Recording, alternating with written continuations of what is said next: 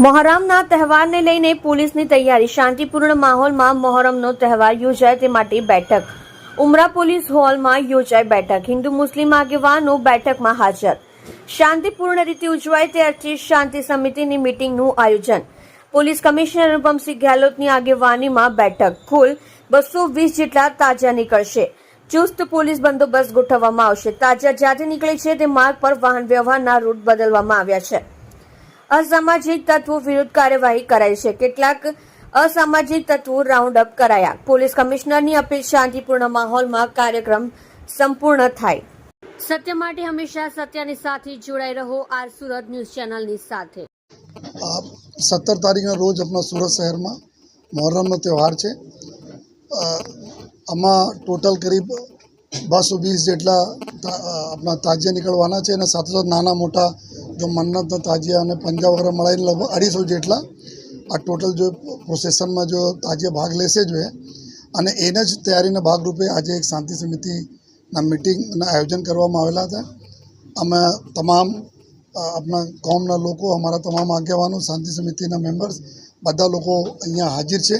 અને સાથોસાથ જો એ બધા લોકો પોલીસ અને પ્રશાસન અને લોકો સાથે આગેવાનો અને લોકો સાથે મળીને ખૂબ સરસ રીતે આપણા તહેવાર જો પૂર્ણ થાય આ દિશામાં જો બી અમારી ચર્ચાઓ કરવામાં આવી. અને સંપૂર્ણ રૂટ ઉપર આવતીકાલે એટલે 16 તારીખના રોજ આપણા કતલના રાતનો બંદોબસ્ત હોય અને પછી 17 તારીખના રોજ લગભગ બપોરે 4 વાગ્યાના આસપાસ આપણા પ્રોસેસન ચાલુ થાય અને રાત્રે પૂર્ણ થતા હોય. એના સમગ્ર રૂટ ઉપર જો ખાસ કરીને સુરત શહેરમાં સલાબતપુરા, મૈદરપુરા, ચોક બજાર, અઠવા લાઇન્સ, લાલગેટ આ પોલીસ સ્ટેશનો વિસ્તારમાં સૌથી વધુ પ્રમાણમાં જો આપણા તાજિયા નીકળતા હોય છે. તો ટોટલ 10 ડીસીપી અને 26 એસીપી અને 300 જેટલા પીઆઈ અને પીએસઆઈ અને 4500 જેટલા પોલીસ અને હોમગાર્ડના બંદોબસ્ત મૂકવામાં આવેલા છે. જો સાથોસાથ જો 7 જેટલા ડ્રોન કેમેરાઓથી જો પૂરા નિગરાની રાખવામાં આવશે. જો અને સમગ્ર રૂટ ઉપર જો સીસીટીવી કેમેરા તે સજજ આ પૂરા રૂટ છે. ત્યાં અમારો પબ્લિક એડ્રેસ સિસ્ટમ બી છે. એનાથી જો બી અમે કંટ્રોલ રૂમમાંથી જો તમામ પ્રકારના વોચ રાખવામાં આવશે જેથી ખૂબ સરસ રીતે સુચારુ રૂપથી પૂરી યાત્રા પૂર્ણ થાય. અને 900 જેટલા અમારા બોડી વન કેમેરાઓ છે જો પોલીસના અલગ અલગ જો એરિયામાં આપવામાં આવશે, જો બોડી ઉપર લગાવશે અને એના બી લાઈવ સ્ટ્રીમિંગ થતા રહેશે, રેકોર્ડિંગો બી થતા રહેશે.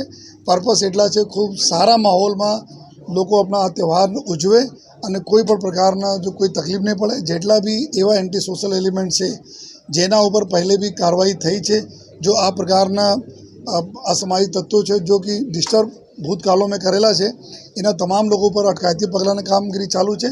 અને સાથોસાથ આ લોકો પર બી જો અમે લોકો જરૂરી જો પગલાઓ કાયદાકીય પ્રમાણે અમે લેતા રહીશું. અને અમે બધા મેટ્રોના કામને લીધે બી અમુક રોડ કંઈ સકળાશ કંઈ બીજા છે એના બી સોલ્યુશન પૂરા થઈ ગયા છે. જો પૂરે અમે સુરત શહેરના લોકોને અમે આ બધા રિક્વેસ્ટ હું પણ કરું છું કે આપ આ ખૂબ સારી રીતે જો આ તહેવારમાં જે ગયા તહેવારોમાં ખૂબ આપના સહકારથી ખૂબ સરસ રીતે બધું પૂર્ણ થાય છે.